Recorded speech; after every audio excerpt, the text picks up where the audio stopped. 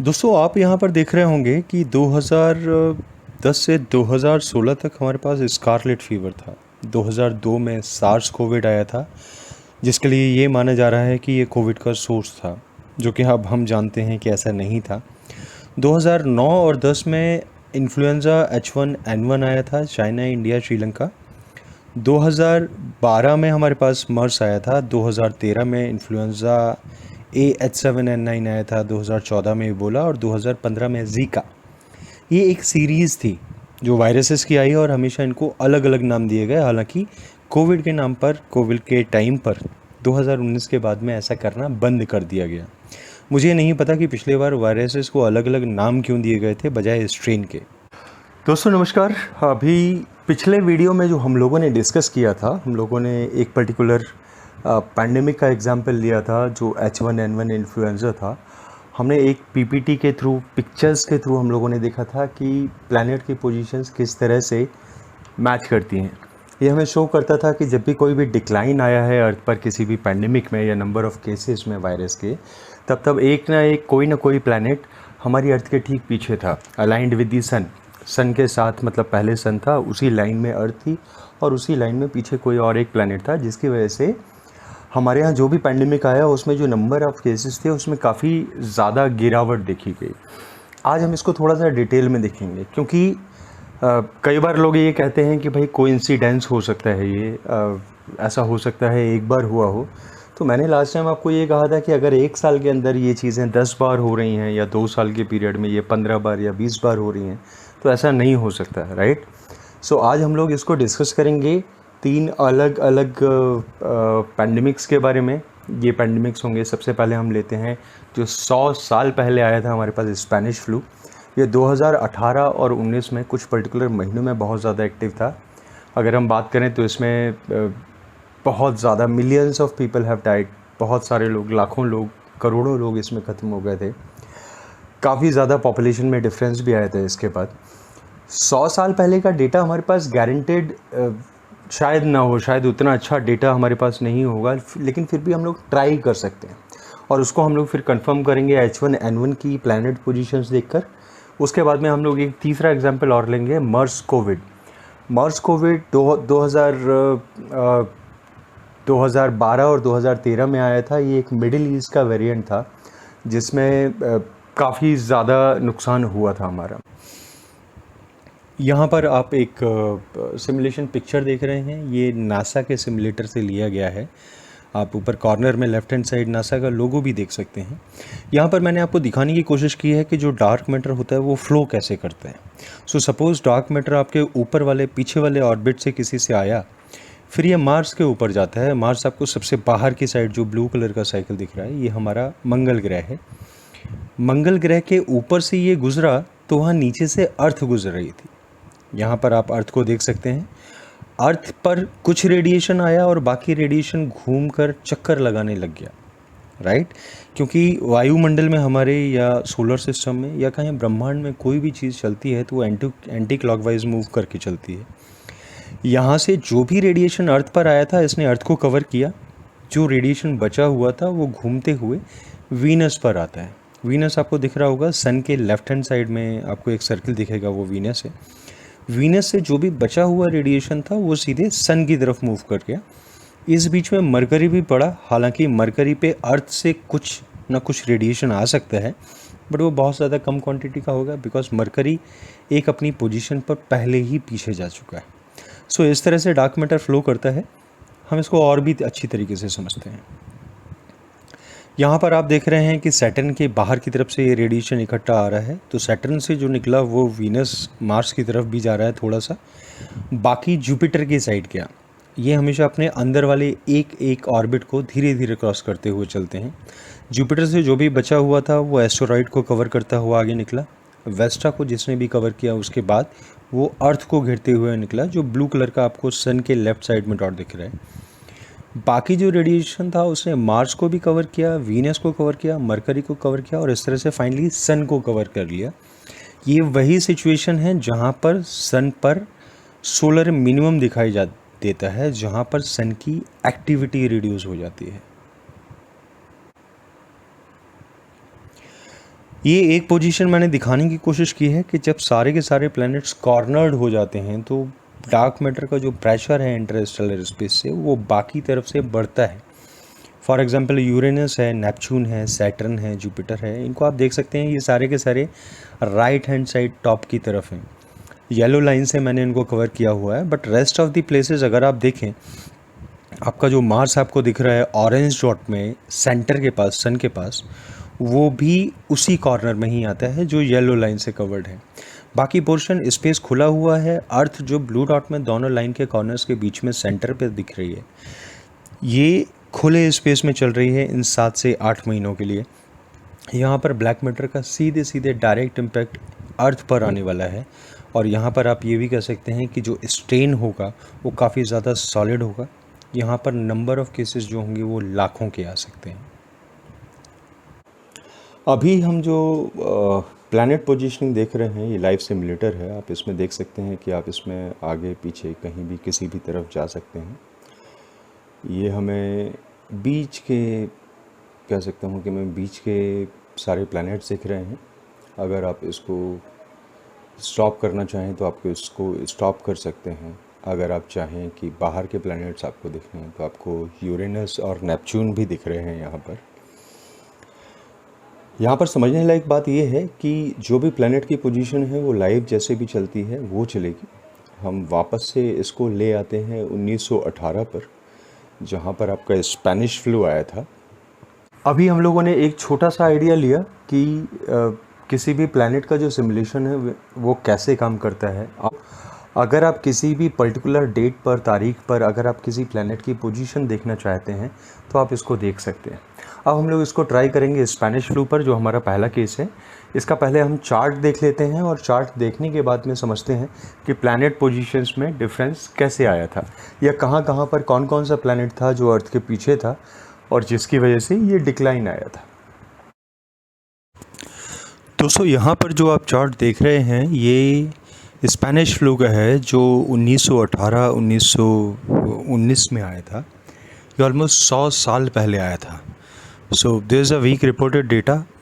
मुझे नहीं पता ये कितना सही होगा, लेकिन जब मैं सिमुलेटर पर जाकर प्लैनेट पोजीशंस देखता हूँ तो कमाल की बात ये है कि वहाँ पर मुझे कुछ लॉजिकल रीजनिंग्स मिलती है। फॉर एग्ज़ाम्पल, जुलाई में 1918 में यहाँ पर नंबर ऑफ़ केसेस बढ़ने शुरू हुए थे। नवंबर में जो हमारे पास डिक्लाइन आया है वहाँ पर ये वेस्टा की शेडो में अर्थ आती है, और उसके बाद में एक बहुत बड़े प्लैनेट जुपिटर की शेडो में आती जाती है, जिसके बाद वायरस में, या आप कहें कि जो नंबर ऑफ़ केसेस थे उसमें बहुत बड़ा डिक्लाइन एक आया। इसके बाद में फरवरी मार्च में फिर से केसेस बढ़ने शुरू होते हैं, बट वहाँ पर छोटे छोटे एस्टेरॉइड्स ने और मार्स ने सपोर्ट किया। फॉर एग्ज़ाम्पल, मार्च में आपके पास अनआइडेंटिफाइड एक एस्टेरॉइड है, उसका एक सपोर्ट था। फिर यूरोपा का सपोर्ट हुआ। अप्रैल में हेक्टर का सपोर्ट मिला, मई में मार्स का सपोर्ट मिला, और इस तरह से ये जून 2019 में कि पेंडेमिक एंड हो गया। आइए इसकी प्लैनेट पोजीशंस को भी हम देख लेते हैं। यहाँ पर आपको अर्थ ये ब्लू कलर का डॉट दिखा रहा है, ये वीनस है। जब हम इसको मिनिमाइज़ करते हैं तो हमें पता चलता है कि अर्थ के ठीक पीछे सन के साथ एक लाइन में यहाँ पर सैटर्न मौजूद था। 9 फरवरी के आसपास ऐसा था। आप देख रहे हैं हम 7वें महीने में हैं, और यहाँ पर पैलास की शैडो में हम लोग 8वें महीने में आए। यहाँ पर पैंडेमिक बढ़ना शुरू हुआ था। तो मुझे नहीं पता अभी कि यहाँ पर इतने सारे गैप में ये बढ़ा क्यों नहीं। इसको हम लोग आगे समझने की कोशिश करते हैं। फिर जब ये 8वें महीने में बढ़ा तो ये खुले स्पेस में हमें दोबारा दिखाई दे रहा है। फिर ये यहाँ पर वेस्टा की शैडो में आया। वेस्टा की शैडो हमारे पास थी 10वें या 11वें महीने में, हमारे पास वेस्टा की शैडो आई। थोड़ा सा मिनिमाइज़ कर देते हैं, हमें जुपिटर की यहाँ से पोजीशन दिखाई देगी, और जुपिटर की पोजीशन पर ये आया यहाँ पर दिसंबर में। सो यहाँ पर हमें कुछ एस्टेरॉइड्स दिखाई दे रहे हैं। ये सेम पोजीशन है 6 फरवरी की, जब यहाँ पीछे सैटर्न था और इसके बगल में यहाँ पर जुपिटर था। आप इसको जुपिटर को यहाँ पर देख सकते हैं। यहाँ पर कहीं पर सैटर्न रहा है। इसको जब हम आगे बढ़ते हैं, थोड़ा जूम कर लेते हैं, आपको ये ब्लू डॉट अर्थ का बहुत ही क्लियर दिखाई देगा इसमें। जब हम आगे बढ़े तो यहाँ पर हमारे पास हेक्टर की शेडो आई, मीन्स यहाँ पर पैंडेमिक नहीं बढ़ पाएगा। जब हम थोड़ा सा और आगे बढ़ते हैं करीब चौथे महीने की तरफ, तो हम देख रहे हैं यहाँ पर सेल्विया की शेडो आ गई। सेल्विया की शेडो आने के बाद हमारे पास 5वें महीने में यहाँ पर सीरीज़ की शेडो में हम लोग आए, और सीरीज़ के शेडो में आने के बाद में हम लोग यहाँ पर देखते हैं कि 6वें महीने में 7वें महीने में यहाँ पर यूनोमिया और हाइजिया की शेडो में हम लोग आए। फिर इसके बाद में इमीडिएटली हम लोग 8वें महीने में यहाँ पर पैलेस की शेडो में आए। सो इस तरह से अगर आप देखें तो 8वें महीने तक वायरस के बढ़ने का बहुत ज़्यादा स्कोप नहीं था।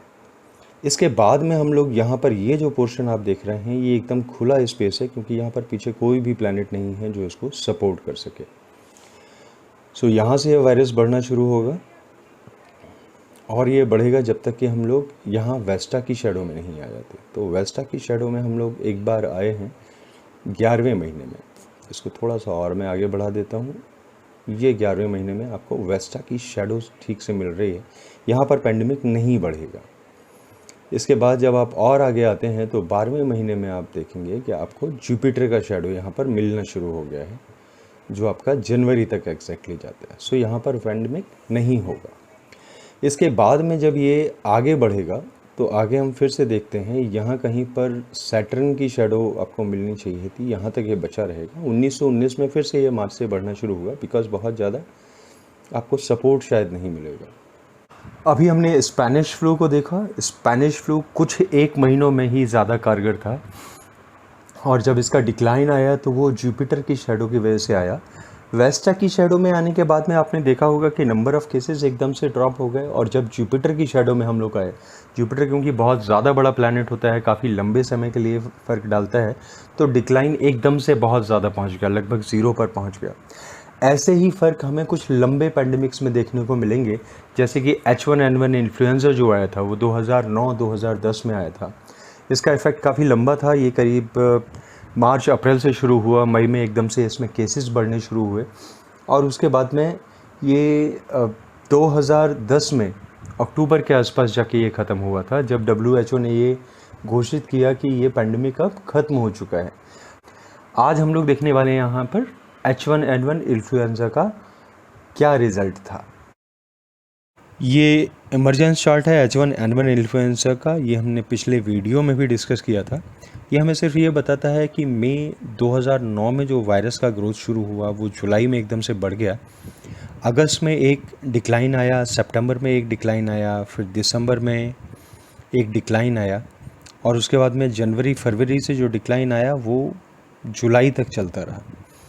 2010 सितंबर में ये पैंडेमिक ख़त्म हो गया, पर इसमें प्लैनेट पोजीशन का योगदान जो था वो अगली स्लाइड पर हम देखते हैं। यहाँ पर आप देख सकते हैं, यहाँ पर ये 10 मार्च 2009 की बात है जब H1N1 इन्फ्लुएंजा आया था। पर यहाँ पर आप देख सकते हैं कि जो अर्थ है वो ये आपका अर्थ रहा, ये आपका मदर प्लैनेट है, और ये खुले हुए आसमान में यहाँ पर दिख रहा है। हालांकि यहाँ पर एस्टेरॉइड्स अभी भी विजिबल नहीं है। मैं और जूम करूँ तो आपको क्लियर दिखाई देगा। जूम आउट करने के बाद में आप देख सकते हैं कि ये वाला जो पोर्शन है ये एक तरह से पूरी तरह से खाली है। सो आइडियली जो हमने 2009 में देखा कि मई के बाद में ये बढ़ा था, तो ऐसा नहीं होना चाहिए। लेट्स कम टू दी मई। हम लोग एक बार मई मंथ में आ जाते हैं, यहाँ पर मई के महीने में। मई के महीने में आते हैं तो पता चलता है ये हमारा मई का महीना आ गया। यहाँ तक अर्थ एकदम खुले हुए स्पेस में जा रही है, तो यहाँ पैंडेमिक बढ़ना चाहिए था। बट अगर नहीं बढ़ा तो उसका कारण ये हो सकता है कि एस्टेरॉइड्स का सपोर्ट रहा हो। राइट। सो यहाँ पर हम लोग 10 मार्च को हैं, यहाँ पर हमें एस्टेरॉइड्स भी दिख रहे हैं। अगर आप इसको आगे बढ़ते हैं और आगे बढ़ते हैं तो आप देखिएगा यहाँ पर ये यूनोमिया की शेडो में आया। फिर इसके बाद में जब ये और आगे बढ़ा तो ये सेल्विया की शेडो में आया। सेल्विया की शेडो में ये आया मई फर्स्ट वीक सेकेंड वीक तक। उसके बाद में ये यहाँ से खुले स्पेस में जा रहा है। जब ये खुले स्पेस में जाएगा तो यहाँ पर पैंडेमिक थोड़ा सा बढ़ना शुरू होगा। यहाँ पर जब ये खुले स्पेस में गया, यहाँ पर पैंडेमिक बढ़ना शुरू हुआ। ये एक पीरियड है जहाँ पर एक अच्छा खासा नंबर ऑफ़ केसेस में आपको चढ़ाव महसूस होगा, ये आप रिकॉर्ड में देख पाएंगे। फिर 15 अगस्त के आसपास हमारे पास जुपिटर का शैडो आया था। अब हम यहाँ पर ये भी देख लेते हैं कि यूरेनस की पोजीशन क्या है, क्योंकि यूरेनस की शैडो में ये 15 सितंबर के आसपास आना चाहिए था। सो ये 15 सितंबर के आसपास की पोजीशन है। यहाँ पर यूरेनस है और यहाँ पर अर्थ है। आप जूम करके अर्थ को देख सकते हैं, ये अर्थ सीधे यूरेनस की शैडो में है। और इसको बड़ा करेंगे तो अर्थ का नाम भी साफ साफ दिखाई देगा। इसके आप ठीक पीछे देखेंगे तो यहाँ पर आपको यूरेनस नज़र आएगा। इसकी वजह से एक तीसरा डिक्लाइन आया था। पर जब हम ये देखते हैं कि आगे अगला डिक्लाइन हमारे पास कब आएगा, तो वो आना चाहिए मार्स की वजह से, क्योंकि मार्स यहाँ पर धीरे धीरे अप्रोच करेगा। आप देखेंगे कि अगर इनकी स्पीड्स को हम देखें तो स्पीड्स में बहुत ज़्यादा डिफरेंस नहीं है। लाइक मार्स भी बराबरी की स्पीड से लगभग चल रहा है और यहाँ से मार्स का शैडो शुरू होगा। ये जनवरी के आसपास तक जाना चाहिए, यहाँ तक आपको एक डिक्लाइन मिलेगा। और ये एक पोर्शन है जहाँ पर वेस्टा, पैलास और सेरेस का सपोर्ट आपको कंटिन्यूसली मिलता है। पर क्या सिर्फ यही एक कारण है, वेस्टा, पैलास और सेरेस का सपोर्ट? क्योंकि ये भी थोड़ा थोड़ा डिफरेंस पर है, हर एक महीने के डिफरेंस पर है।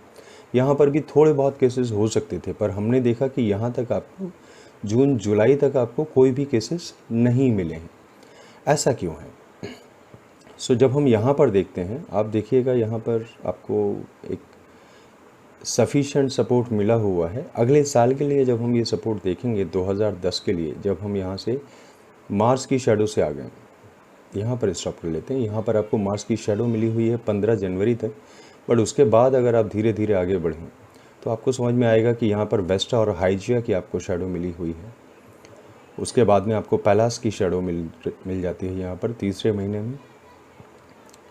और चौथे महीने तक आते आते आप एक और एस्टेरॉइड के शैडो में आ जाते हैं। इसी तरह से 7वें महीने में आप सेल्विया की शैडो में आ जाते हैं और 8वें महीने में आपको जुपिटर का शैडो मिल जाता है। 9th मंथ में अगर आप देखें तो आपको यूरेनस का शैडो मिल जाता है। So this was the reason कि हम लोग आगे इससे नहीं बढ़ पाए और यहाँ पर जाके ये पैंडेमिक एंड हो गया। पर यहाँ पर ख़ास गौर करने लायक बात क्या है?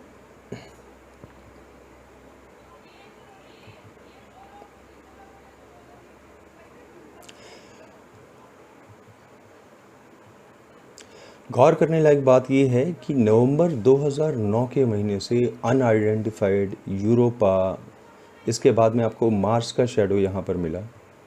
मार्स के शैडो के बाद आपको वेस्टा का शैडो मिला, फिर हाइजिया का शैडो मिला, ये आप गौर से देख पा रहे होंगे। फिर उसके बाद में पैलास का शैडो मिला, उसके बाद में सीरियस यूनोमिया का आपको शैडो मिला और फिर सेल्विया का शैडो मिला। तो ये कंटिन्यूस सपोर्ट जो है, इसकी वजह से इन 6-7 महीनों में ज़रा भी वायरस का ग्रोथ नहीं हो पाया। जो थोड़ा बहुत ग्रोथ हमारे पास सामने आया वो यहाँ पर 8वें महीने में आया, जब अर्थ सेल्विया की शैडो से बाहर निकलने लगा। तो यहाँ से आने वाला जो रेडिएशन है, इसने अर्थ पर अटैक किया।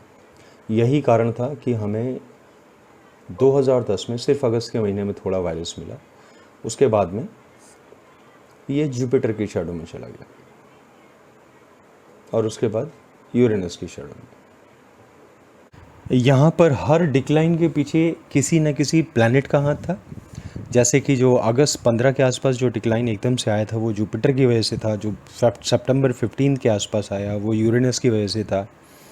दिसंबर जनवरी में जो डिक्लाइन एक बड़ा सा आया वो मार्स की वजह से था, जो लंबे टाइम तक जिसने डिक्लाइन को इफ़ेक्ट किया। इसके बाद में हमारे पास वेस्टा, सैटर्न, पैलास, सेरेस, ये जून तक हमारे पास ये छोटे छोटे एस्टेरॉइड्स और प्लैनेट्स थे जो अर्थ को सपोर्ट कर रहे थे, जिस वजह से वायरस का ग्रोथ नहीं हो पाया।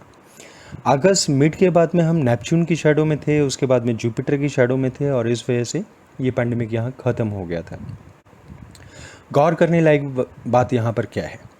अगर हम 2009 की बात करें तो मार्च 2009 से दिसंबर 2009 तक सिर्फ 3 प्लैनेट पोजीशंस पर हमें सपोर्ट मिला, जुपिटर, यूरेनस और मार्स का। इसलिए ये वायरस की ग्रोथ काफ़ी ज़्यादा हुई। आप देख सकते हैं नंबर ऑफ़ केसेस कितने ज़्यादा पहुँचे थे इसमें। पर अगर हम 2010 की बात करें तो जनवरी से लेकर सितंबर तक हमारे पास जो प्लैनेट सपोर्ट था वो था Mars, Vesta, Saturn, Pallas, Sirius and Neptune. इसके बाद भी जुपिटर वगैरह का सपोर्ट था। इस तरह से आप कह सकते हैं कि हमें अगले 6 महीने जो थे, जनवरी के बाद के जून तक, तब तक हमारे पास 5 प्लैनेट का सपोर्ट था और इस वजह से प्लैनेट में बिल्कुल भी ग्रोथ नहीं हो पाई। सो आप ये मान के चलिए जब तक ये प्लैनेट्स इक्वली डिस्ट्रीब्यूटेड रहेंगे, अर्थ के पीछे की साइड पड़ते रहेंगे, तब तक यहाँ पर पैंडेमिक नहीं आएगा।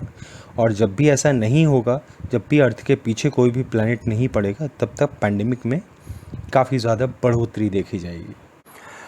देखने लायक बात ये थी कि यहाँ पर अगले 5-6 महीने में, लाइक जून तक अगर मैं बात करूँ, जनवरी फरवरी से लेकर जून तक, इन 6 महीनों में करीब 5 प्लैनेट की शैडो हमारे पास में थी, जिसकी वजह से कंटिन्यूस शैडो होने की वजह से डार्क मैटर का प्रेशर अर्थ तक नहीं आया और इस वजह से पैंडेमिक ऑलमोस्ट ज़ीरो हो गया।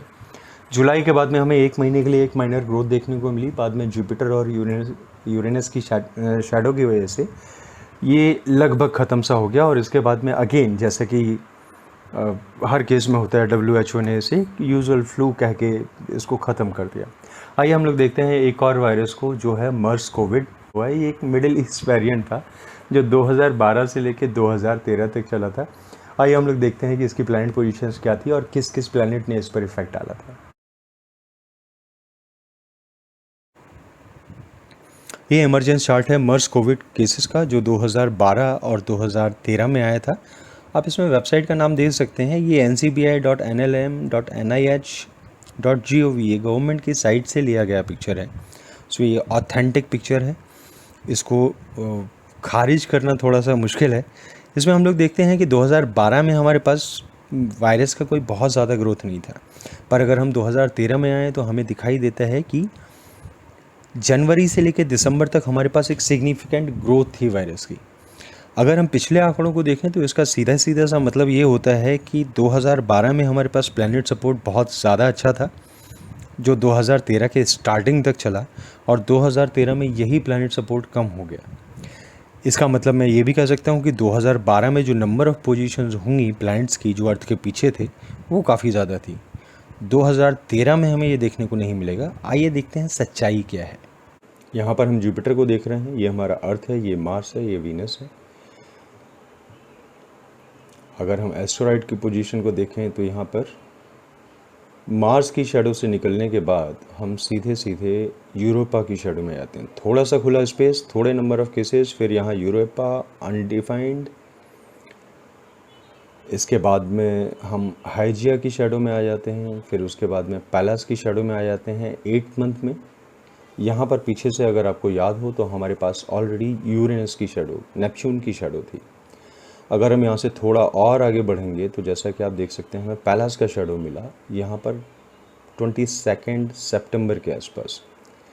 यहाँ अगर हम 22 सितंबर के आसपास जाते हैं तो हमें पता करना होगा कि हमारे पास जो शैडो है वो किस चीज़ का है। नेपच्यून के शैडो से हट के हम लोग एक तरह से यूरेनस की शैडो में आ गए हैं यहाँ पर। तो यहाँ पर भी नंबर ऑफ़ केसेस बढ़ेंगे नहीं, जो पैलास का हमें शैडो मिल रहा है।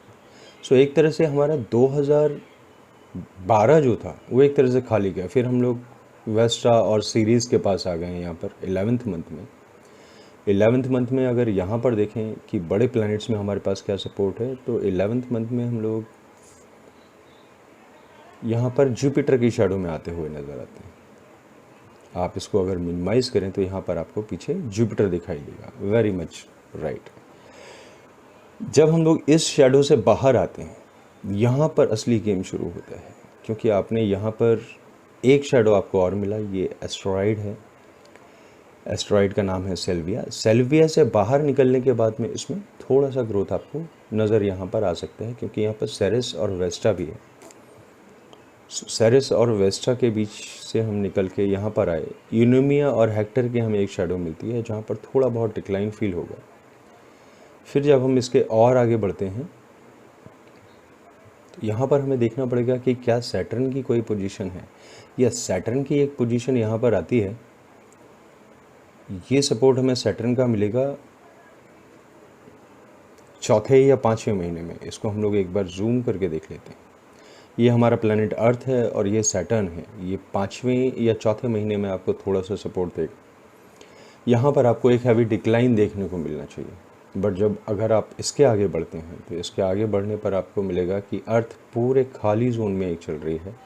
यहाँ पे आपको एक बड़ा सा ग्रोथ मिलना चाहिए जो 2009 में आपको देखने को नहीं मिला था। अभी यहाँ पर एक यूरोपा का शेडो आया है, थोड़ा बहुत माइन्यूट फ़र्क आपको देखने को मिलेगा यहाँ पर 8वें महीने में। क्या 8वें महीने में कोई बड़ा प्लैनेट भी हमारे साथ में था? सो हम लोग इसको देख लेते हैं। 8वें महीने में 7, 8 नहीं, ये ओ नो, हम लोग आगे निकल गए हैं।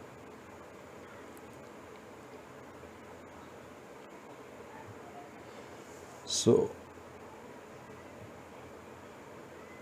आप देखेंगे कि 8वें महीने के अंत तक हम लोग नेपच्यून की एक शैडो में पहुंच गए हैं। तो 8वें महीने से हमें थोड़ा सा आराम मिलना शुरू होगा। एक यहाँ पर हैवी डिक्लाइन आ सकता है। हालांकि नेपच्यून बहुत दूर का प्लैनेट है तो उतना बड़ा डिक्लाइन इससे एक्सपेक्ट नहीं किया जा सकता। फिर इसके बाद में हम जब और आगे बढ़ते हैं तो हमें दिखाई देता है कि हम लोग यूरेनस की शैडो में आते हैं करीब 10वें महीने के आसपास।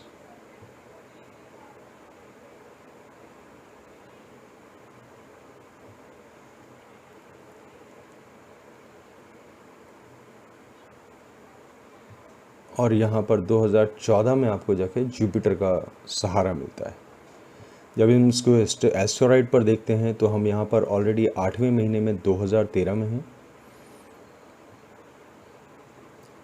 इसके बाद में आपको अनडिफाइंड एक एस्टेरॉइड का शैडो मिलेगा, साथ में हाइजिया का शैडो भी मिलेगा। 10वें 11वें महीने में आगे बढ़ते हुए फिर हम जुपिटर की शैडो में आएंगे। एक बार जुपिटर की शैडो में आते हैं तो जुपिटर काफ़ी बड़ा सा प्लैनेट है और इस वजह से यहाँ पर जाके पैंडेमिक आपका एंड हो जाता है। सो ये थे आपके 3 बड़े बड़े पैंडेमिक जिन पर हमने डिस्कशन किया। सच्चाई ये है कि अगर हम 2012 में मार्च से लेकर दिसंबर तक, मतलब 9 महीने के पीरियड तक अगर हम देखें तो हमारे पास Mars, Saturn, Pluto, Neptune, Uranus, Pallas और जुपिटर थे। हमारे पास 7 से 8 प्लैनेट्स या एस्टेरॉइड का सपोर्ट था। यहीं जनवरी से लेके मई तक हमारे पास कोई भी सपोर्ट नहीं था किसी भी प्लैनेट का। उसके बाद में हमें Saturn, Pluto, Neptune, Jupiter, Uranus इनका सपोर्ट मिला 4 पोजीशंस पर। मतलब एक तरफ आप कह सकते हैं कि 9 महीने में आपको 6 से 7 पोजीशन पे सपोर्ट मिलता है और 2013 में 12 महीने में आपको 4 पोजीशंस पर सपोर्ट मिलता है। तो आप समझ सकते हैं कि जहाँ पर सपोर्ट की कमी आती है वहाँ पर वायरस ऑलरेडी बढ़ता ही है, जो कि हमें इसमें दिखाई दे रहा है। ये आप देख सकते हैं कि आपको 2012 में बहुत ज़्यादा प्लैनेट का सपोर्ट यहाँ पर मिला हुआ है, जिस वजह से ग्रोथ बिल्कुल भी नहीं हो पाई है। एग्जैक्टली डेट्स भी वहाँ पर दी हुई हैं। जबकि आपको 5 महीने के लिए 2013 में कोई भी सपोर्ट नहीं मिला था जहाँ पर वायरस की ग्रोथ हुई, और उसके बाद भी 4 पोजीशंस पर ही हमें प्लैनेट का सपोर्ट मिला, जिस वजह से पैंडेमिक को हम दबा नहीं पाए। सो ये रिज़ल्ट्स आपको प्रूव करते हैं कि कोविड क्या है, कैसे काम करता है। अगर हम चाहें तो अगले 5 सालों के लिए, 10 सालों के लिए भी घर पर बैठकर ही इसके लिए फोकस कर सकते हैं। ये कोई बड़ी बात नहीं।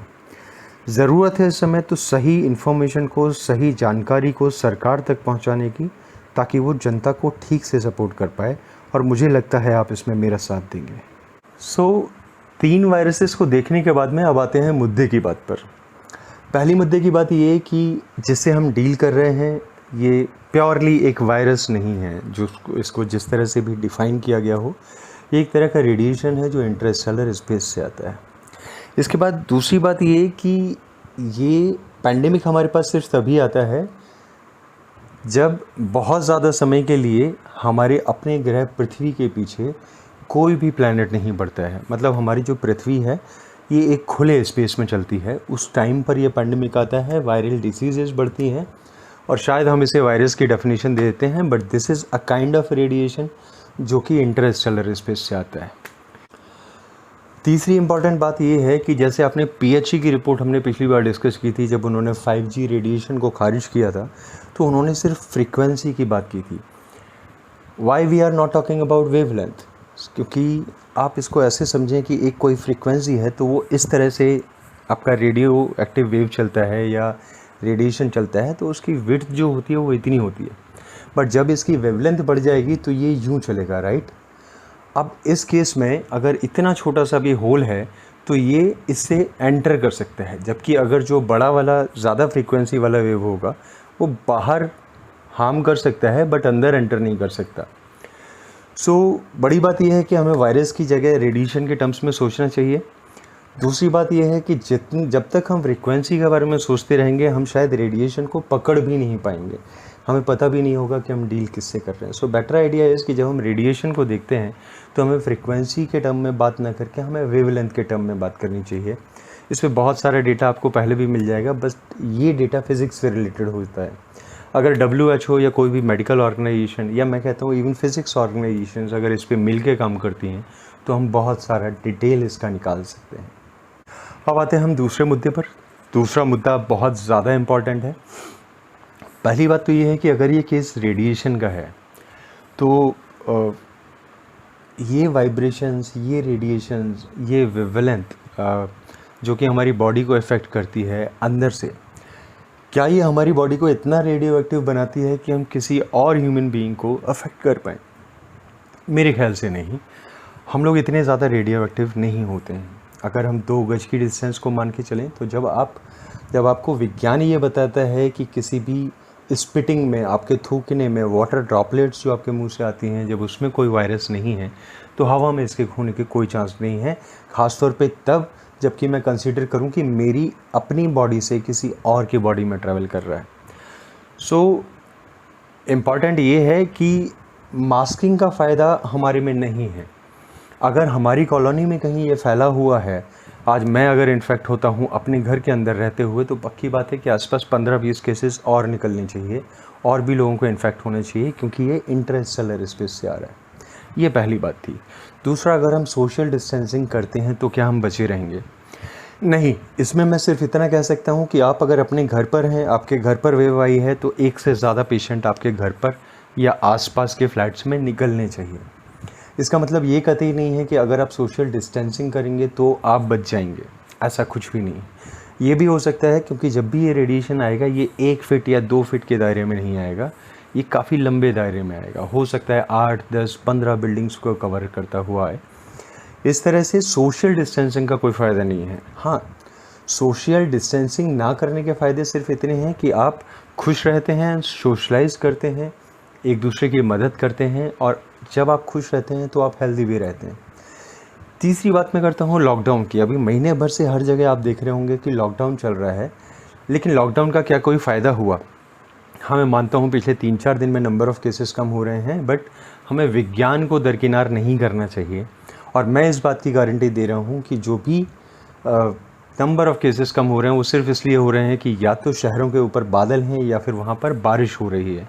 जैसे जैसे बारिश बढ़ेगी अभी नंबर ऑफ़ केसेस ख़त्म हो जाएंगे। जब लॉकडाउन का भी कोई फ़ायदा नहीं है तो इस मार्केट को बंद क्यों किया हुआ है? फैक्ट्रीज़ को सील क्यों किया हुआ है?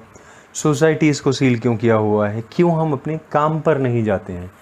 क्यों हम पैसे नहीं कमाते हैं? क्योंकि इस तरह से सिर्फ प्रॉब्लम बढ़ने वाली हैं, इकोनॉमीज़ डाउन होने वाली हैं, और एक बार इकोनॉमी अगर डाउन हो गई तो ट्रस्ट मी, आज की डेट में भी सरकार बहुत ज़्यादा रिस्पॉन्स आपको नहीं दे पा रही है। हॉस्पिटल में आपको सपोर्ट नहीं मिल रहा है, सिस्टम से सपोर्ट नहीं मिल रहा है, एडमिनिस्ट्रेशन से सपोर्ट नहीं मिल रहा है। कल को अगर इकोनॉमी डाउन हुई तो आपका सपोर्ट कौन करेगा, जब आज की डेट में आपका कोई सपोर्ट नहीं कर पा रहा है? बेटर आइडिया इज़ कि हम किसी से भी सोशल डिस्टेंसिंग ना करें।